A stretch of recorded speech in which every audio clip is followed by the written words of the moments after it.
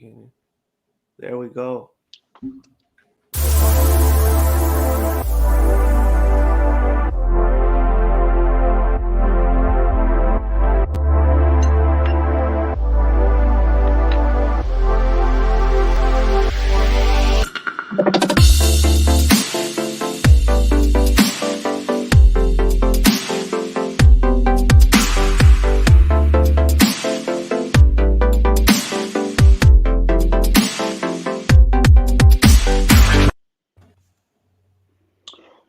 What's up, everybody? Welcome to a special election edition of the Lexit War Room. We have a special guest. We have the founder, Jesse Holguin, and we have a special guest, Daniel Mercuri. He's running for governor of California. This is a big job. This is a big job, bro. He's running for governor. Welcome, brother. Thank you for taking time out. Thank you for coming on here and answering these questions we're about to ask. So before we get started on some of these questions, give us a little bit of your background growing up. Tell us a little bit about yourself, and let's get going. Well, first, thank you guys for bringing me on. I really appreciate the invite, and thank you for allowing me to speak to everybody and all your listeners and followers. I'm at the bottom of my heart. I truly appreciate it. A little bit about me. I was born here in California. I was born in Santa Ana, and I pretty much grew up predominantly in Southern California. And, I grew up in a, pretty tough life. I grew up with two alcoholic parents. I grew up very poor, and, I never had a handout for anything. But the one thing that it taught me is that, God was always in my corner, and, he brought me to this day and, throughout life. And so, every day, I'm thankful for, just being able to breathe and have people that love me. And, I really, truly love the state that I grew up in. This is the place where, I went to school. This is a place where I've had, many of my trials and tribulations. This is where I proposed to my wife. I enlisted into the military here. And despite that, I was able to go, anywhere in the world, scoring at top of my class in the military, with many of the military schools that I went to. I wanted to come right back home to California. This has always been my place, and this has always been my home. And really, this is another reason why I'm fighting for it is just because of the corruption. Everything that I've been led to, I believe I've been led to this moment. And so I decided to, my wife and I, we met each other in LA. We moved to Ventura County. We ended up moving into a city that was adjacent to Ventura County. But then, of course, our district was gerrymandered over to the Los Angeles district. And that was really the first time that I really started seeing a huge amount of the corruption that was going on. And really, I worked hard because when I got out of the military, I experienced a lot of biasness towards military, which a lot of people don't think happens, but it does. Nobody would give me a job. Nobody would hire me. Or I was even told many, many times, too, that people knew that I didn't have deep pockets. And so they would try to take advantage of that. And, I understood. I get it. But I had to fight through it, pick myself up, dust myself off. And in the process, I started realizing a little bit more about who I am as a person. And I was fortunate to start getting into the entertainment industry after I was getting some education. I started going to college, and then I formed my own independent production company. And then I eventually became also a CFO with a private investment group. And of course, I work also now in the health and wellness advertising agency.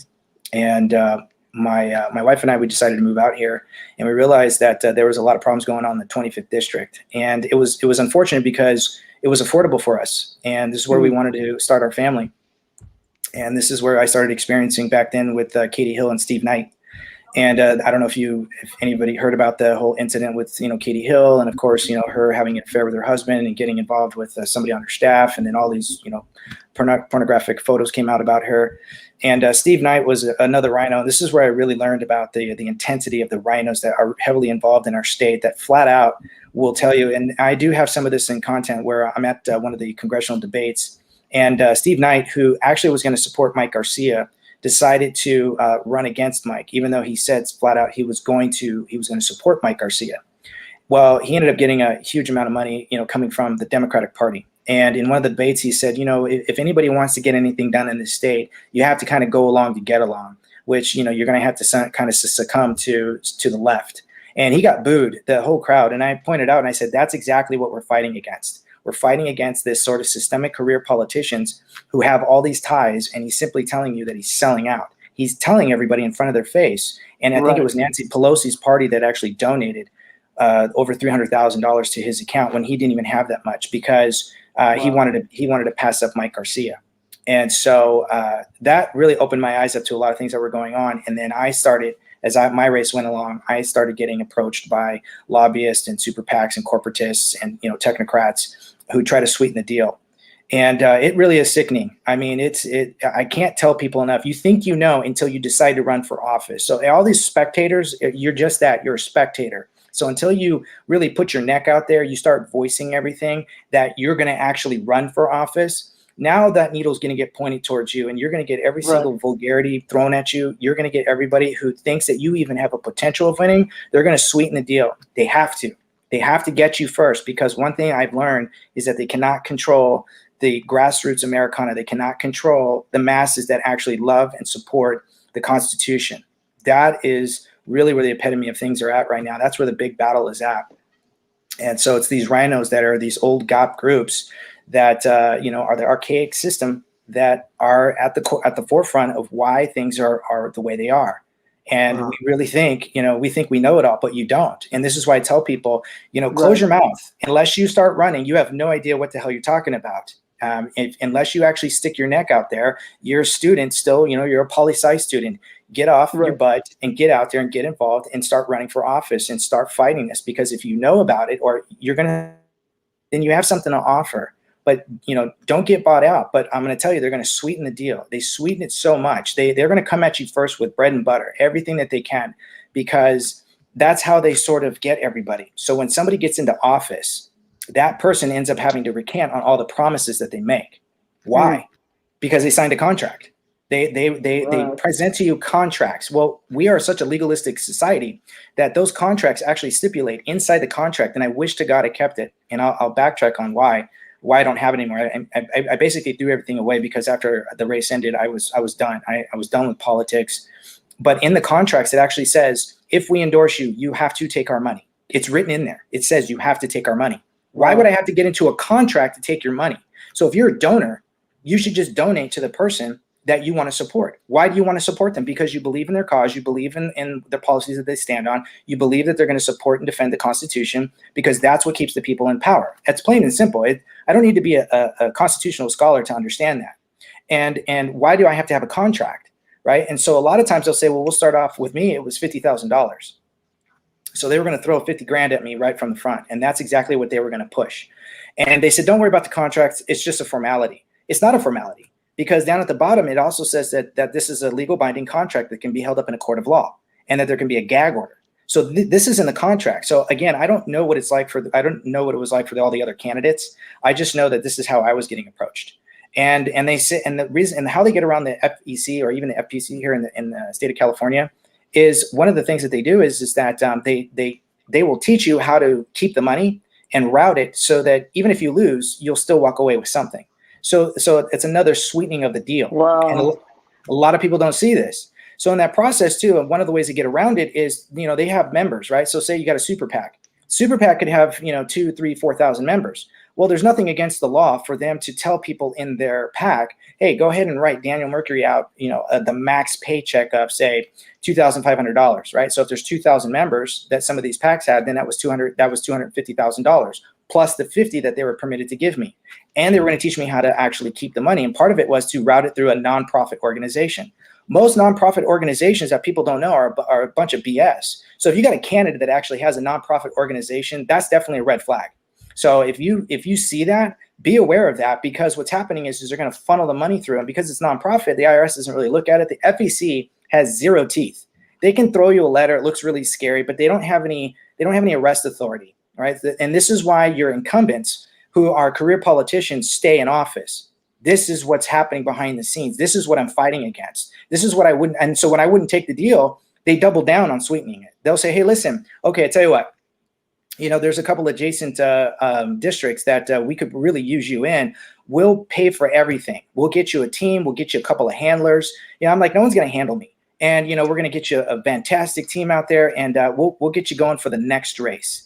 And we'll guarantee that you're probably going to get in, because you're going to get out there really early, and and then you won't even have to work either. So that's a doubling down. And it's really hard for people to say no, because most candidates come in with, their own money. They start off with just a few $1,000s like I did. That's it, right? And it is overwhelming. But I wouldn't take the money. So then if you don't take the money again, then they start coming after you. You start getting phone calls like I did on my private cell, where they'll let you know who they are. And a lot of them are also members of some of these Rhino GOP groups in the California, in our state, right? And they've got thugs too. But these are people that can easily call up the mainstream media at the drop of a dime, right? And they'll tell you, we know where you live, we know what your family looks like, we know what your kids look like, we know you have 2 of them, right? They'll say all these things to you. We know what you drive, we know we've been tracking your schedule. These are the things that they tell people when they think that you might be a candidate that could disrupt what they've got going on, right? So I'm sorry, I'm gonna tell everybody right now, I'm a disruptor. I'm gonna disrupt Daniel, that. Well, that's good. That's good to hear. And so we always we're gonna Crazy, get on a man. couple of issues. Wow. We're gonna start getting into a couple of the issues. But speaking of rhinos, we all know that the establishment and the fake media and all of them, Hollywood, are all really seems like they're trying to push Jenner. But us at Lexit, we're against Jenner, and we'll never, like we keep saying, Latinos, we will not support Jenner. So I just want to get some of your thoughts on Bruce and some of the other candidates. Like why should Californians vote for you over some of these other candidates? Well, okay, so first to address Jenner, just to let everybody know, Jenner is nothing more than a distraction to actually break up the conservative vote. That's first and foremost. It doesn't take a genius to figure that out. The reason why they're doing that too is to basically kind of befuddle all of these independent grassroots groups, right? So those of us who stand on conservatism, it's basically we're looking at Jenner and we're seeing this sort of split dichotomy here, and everyone's suffering from cognitive dissonance in the fact that she's saying one thing but she looks another. She's kind of denying herself when she's talking about the transgender community, but then at the same time says she's standing on conservative values. This is what everyone, it's basically just a circus act to get everyone to be disenfranchised from even bothering voting. So when everybody is disenfranchised and they hear that the primary GOP groups are going to support this person, the primary rhino groups are actually playing both sides of the fence. So again, when you get inside of this, they're playing both sides because to them, they don't really care. They want to make sure that whoever's in office, like right now, Gavin Newsom, well, the rhinos are in support of Gavin Newsom because they're getting theirs too. So what they're going to do is they know this recall is coming. Whether you like it or not, it's coming. So they're going to try to do is use somebody who's willing to be a puppet, get a payout, and they're going to push everything, right? So Jenner is just that. It's just a mouthpiece. So it's designed to make everybody angry at each other because of the transgender community. But I'll tell you right now, I've already spoken to a lot of people in the transgender community. They do not support Jenner, which is amazing. I've got some emails here. I've got some Facebook messages, and they're speaking for other groups, and they're saying, we want to know where you stand. How do you do you support any more laws that would help out the transgender community? No, I don't, because the Constitution already protects people, whether they're gay, whether they're transgender. So I'm not for confounding the language when when it's already written. All right, we're not going to do that. So they actually support that. So this is where I'm telling people, move away from the confusion. That's all that is. Get behind a candidate. Now, when you say, why should people... That's what we've been saying. To me, I think it's a grenade that they're throwing at the Republican Party. To me, that are like it's going to destroy the Republican Party because all the conservatives and Latinos and all that. And that's why we're like, what are you guys doing? You guys should be focused on the Latinos because look at California is like almost half percentage is half Latino. Half Latino, you're focusing on Latinos. Instead, you're focusing on the 1% that's like less than 1% that's transgender. Like, what are you possibly thinking to have him come in? For one, he will not win because we're not going to support him. But plus, that's just like you said, it's already because we've already been in debates and getting into it with other conservatives because it's already throwing a grenade in the middle. So I just don't know what the hell they're thinking. That's why we're trying to really help you and the other candidates get showcased. But keep going. Yeah, no, I appreciate that. I appreciate the support and again, allowing your platform, allowing me to speak. Let me just tell everybody right now, first and foremost, listen, as much as I want to support, I'm going to tell everybody right now, get off your ass and go out there and do your research. Get out there and look at every single candidate. I don't care who you are. I don't care who you know. I don't really give a crap if you're somebody that's out there. I am done being politically correct. I tried to do that when I ran for Congress, and I realized that was the worst thing that I could have done. So go out there and vet me, vet all the other candidates, call me up. I'm one of the few people you can actually get on. I have a phone number. And I tell everybody, if you got a candidate that forces you to actually have to get on their website and you got to log in and then you got to join their email list, that's all that is an email list, so they can send you a little letter, and down at the bottom it says, hey, we're gonna, they're basically just trying to hit you up for more money, right? That's what that means. And I don't do that. I'm not going to sit there and hit you up with an email list. And then the other second thing, as I tell people, is that when you vet somebody, go on their website and look at the details of where they stand on. If they're talking in generalities and you can't really make up, it just says something like, yeah, we really need to investigate the infrastructure of California and really see what's going on so that we can move the money into proper areas. That sounds great. What does that mean? I think that's awesome. I think that's an awesome point you just brought up, because it's so simple. It's so kindergarten. But it comes down to just that. Exactly the reason why they didn't want Trump in office. Yes. The reason why you see a lot of these candidates, if everything equals money, right? We always say we want the same thing. We want grassroots. Why do we want grassroots? Because grassroots can't be controlled. So if you see candidates, a lot of the times, this is what, like I told Jesse earlier, my mom was like, hey, can you take me to the mechanic? I'm driving with my mom. I'm like, hey, mom, I'm going live with the candidate later. I go, have you heard of this candidate? She looks at me and goes, no, my mom don't have a social media, right? All she watches is YouTube. The majority of people, do they have enough money to pay for an ad on YouTube? No. The majority of people. So guess what? 80% of all the candidates, she's not going to hear about. How many of my moms are out there? Oh, thousands.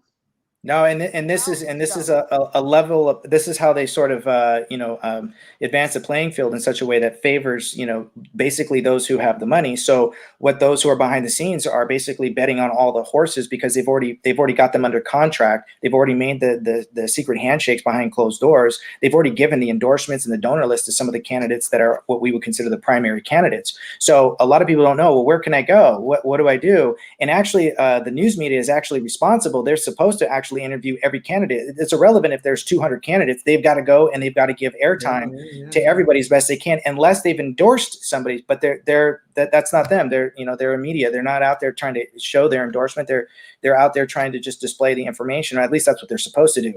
And and other groups. And when you talk about grassroots and keeping things simple, one of the things that I loved about President Trump that a lot of people again dismiss is the fact that as a veteran, he went out there and he created 4 historical Middle East treaties. And we look at the mess that we've got going on right now. And if you look at the Middle East treaties, he's the only president that actually went in front of between the Israelis and the Palestinians. And he literally rolled out a map. And he said, all right, what are you fighting over? And Palestinians pointed out. And they were like, yeah, and the Israelis pointed at the land that the Palestinians were fighting over. And the Israelis said, have it. It's yours. We didn't know that that's what it was. Right. I was like, did it need to get any more simple? It's a joke, bro. So let me get into a couple questions that some people that they sent me. Okay, so say you get elected, bro. California has tons of issues, right? Oh yeah. What would you consider? What would you consider the number one issue? You sit in that seat right now. Daniel sits in the seat and he turns around. What is the number one issue? What is the number one thing you are going to attack day one, first thing? What is it? Well, first and foremost is God.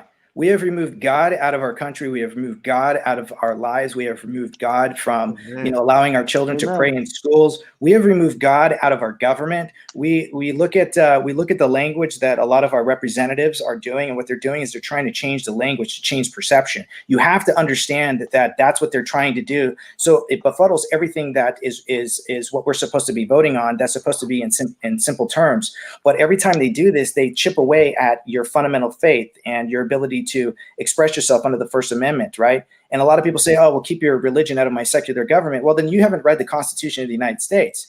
And so one of the first things that we need is we need to allow people to basically get back out there and start, preaching the gospel freely, unmolested by Uncle Sam, and actually, put this back into our schools. Let kids pray over their meals. Let people, I did when I was in high school was actually fine. There used to be prayer groups. There used to be, the guy who scored, the quarterback who scored a touchdown at the end, he kneeled down and he gave praise to God. Right now, you can't do that. It's offensive, right?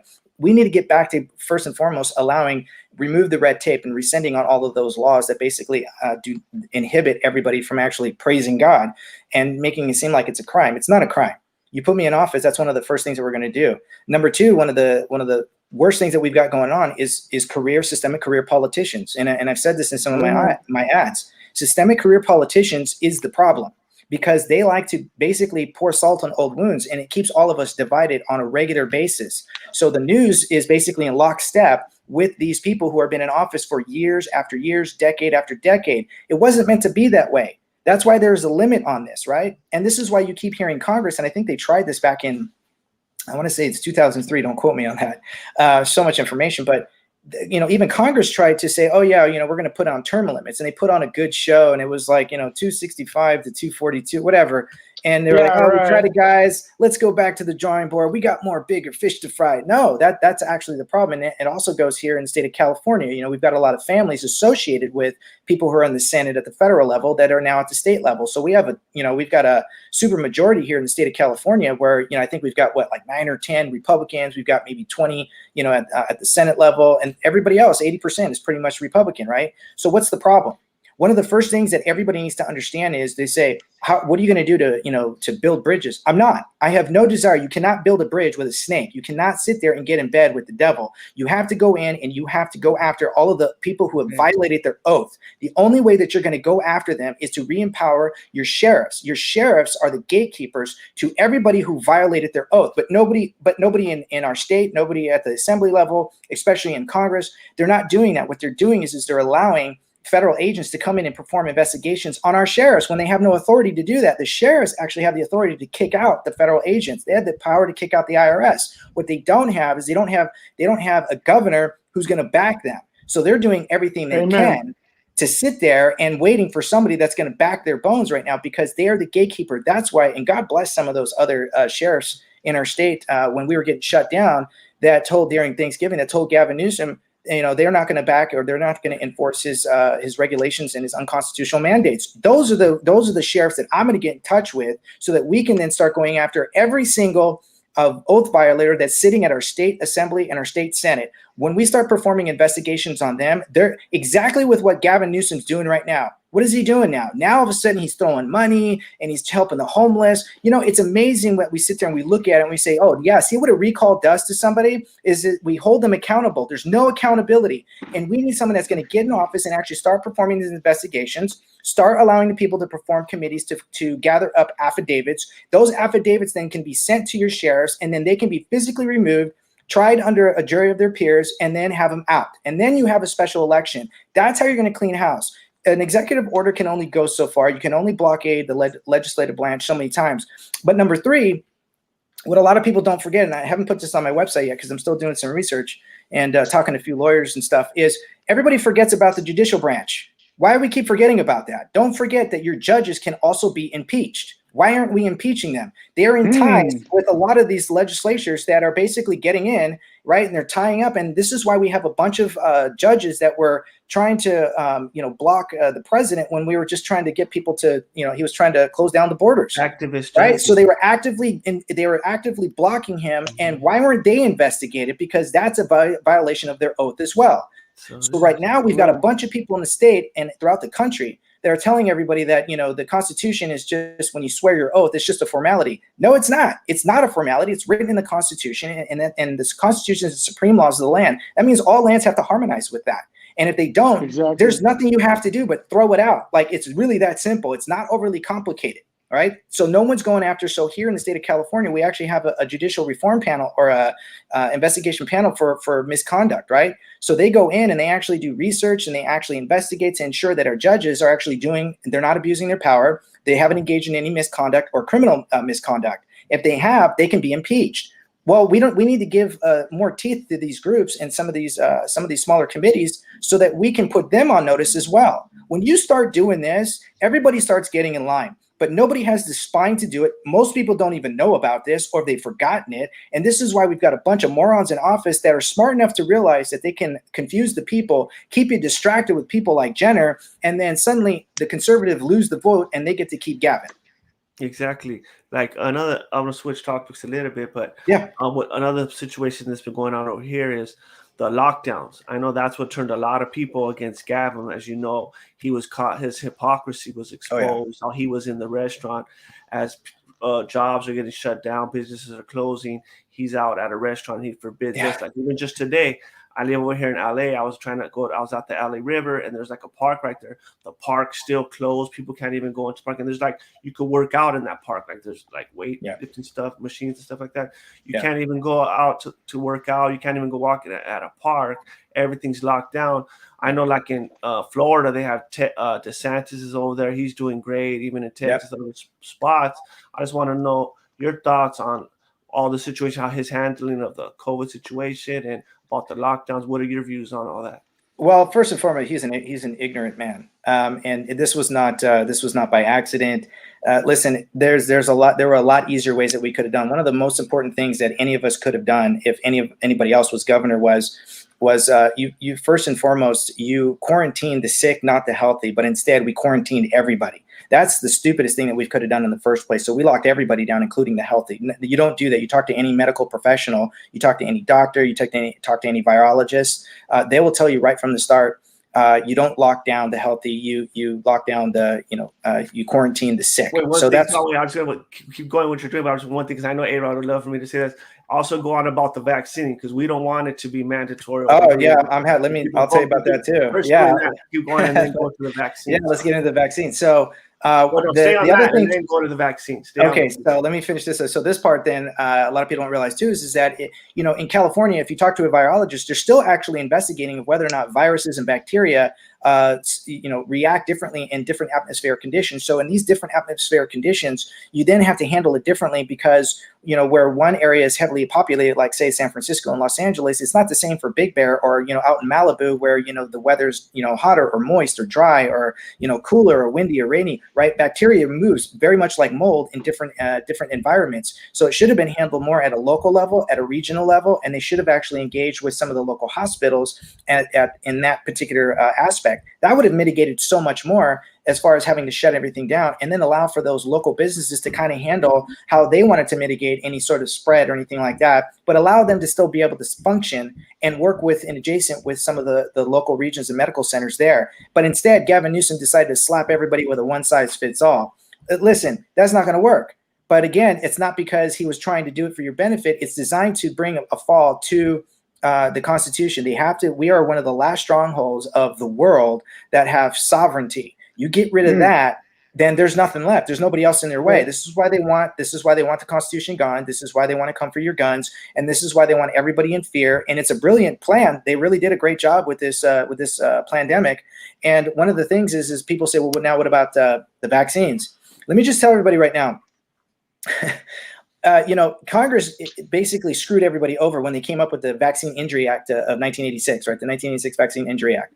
That act basically is in contradiction to I think it's the 5th and 15th Amendment. So under the 5th and 15th Amendment, it says that everybody has equal protection under the law. You do not have equal protection under the law when Congress goes and gives immunity to the vaccination and the pharmaceutical companies without having to prove efficacy behind whether or not their brands work. So they're not being held liable. So there is no reason for them to have any incentive to do anything right to ensure that if you die, well, then they're not held liable. So what's their incentive to do anything better? It's because it's a moneymaker. And if you're not sick, you are a loss of profit. So there's a profit margin to be met. And the only way they're going to do that is to ensure that everybody has to keep taking new vaccines, right? This is why the vaccine companies have a difficult time. Well, as a governor, one of the things that we can do to push back on that 1986 Vaccine Injury Act is to not allow for distributions in our state at the state level under the 10th Amendment. I don't have to. As executive order, unless you can prove efficacy and unless you're willing to be held liable, that if anybody dies or gets injured from it, you have to pay out that person, right? But instead, we created a vaccine court that then created a trust fund that we, the taxpayers, pay for that goes to these vaccine companies that you don't even know about, and then they max it or cap it at $250,000. Even if somebody dies, if your kid dies, your mom, your wife, it's $250,000. That's it. That's all you're worth, right? So there's no liability, but as a state, as a governor, you can put a moratorium on any vaccines with companies that aren't willing to prove that there's efficacy behind what they're doing, and they're not willing to hold themselves liable. And that gets around Congress, and it gets around the 1986 Vaccine Injury Act. So they can all take a flying kite. That's what this is. This is how you're going to do it. But no one's willing to do that, again, because you have everyone taking a payout. This is going to piss them all off. They're not going to like somebody like me. I'm not here to make their friends. They were just over there in Santa Ana yesterday. They were over there protesting.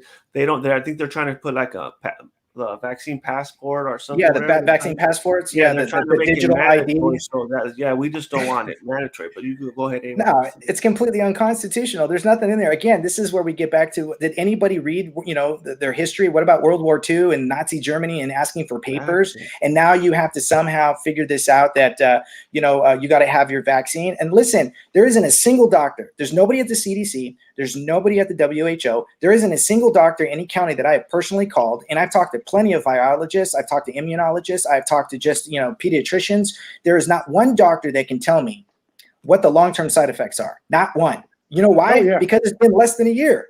So what are they going to tell you? Nothing. There's nothing they can say. Exactly. Bro, so we kind of ran out of time. I have everybody waiting for us on IG. I don't want to do the cut into that time, but we're going to have to bring you back, bro. This was actually that answer you just gave for the vaccine. I love when I hear something like I get lost in time. I start to eat it up in my head, and I'm like, I'm like trying to catch up to writing it down, everything you're saying. So I love that answer. I'm glad that Jess brought it up. That was really good. So anybody who's watching right now, we're going to jump over to IG. It's going to be a little bit more intimate. We're going to have questions from the audience, and we might have some people jump on. So everybody, if you guys are watching, go to Lexit Movement on IG. We're going to jump on there, and we're going to continue this conversation. We're going to talk about some of the same things and have some people on. Go ahead, Jess. Before we go, though, just say for Facebook viewers, why should they vote for you over the other candidates? Just in a quick little answer. Because one of the most important things that I am absolutely trying to do is starve the government and feed the people. I have no desire to be a career politician. I cannot stand politics. I want the people to be in charge because I want to get back to my living. I have no desire to sit there and be a career politician. I want you, the people, to maintain a control over our representatives to the point where they're in fear of the people, not the other way around. That's why you want to vote for somebody like me. And then watch me give it back to the state, give this state back to the people. It's going to be in their hands, and watch me walk away from politics. That is all I want. I don't want your money. I don't want anything else. I just want the state back into the people's hand, period. There you have it, everybody. Awesome. So if you have any more questions, you can follow him on Daniel for tell everybody how they can find you or how they could donate or whatever. You can go to danielforcalgovernor.com. Again, that's danielforcalgovernor.com. And there you will find all my social media websites. You'll find my Facebook, my Twitter, my YouTube. And if you want to donate, feel free. I don't hit people up. It's there. Everybody knows when you run for office, it takes some money. But listen, I'm a creative guy. I will figure it out. And I always appreciate the support, but there's a little button there, and whatever your heart desires, I appreciate it. So that's the best place to go. Well, good luck, Daniel. For sure. You know what I mean? We try to do everything we could to help you. Thank you. Everybody go watch us over on Instagram. Yeah, go ahead over there. Next week we'll probably have Diego on. Yeah, he's another candidate running. So we're going to have Let's go ahead on IG, baby. Let's go. All right. All right. All right.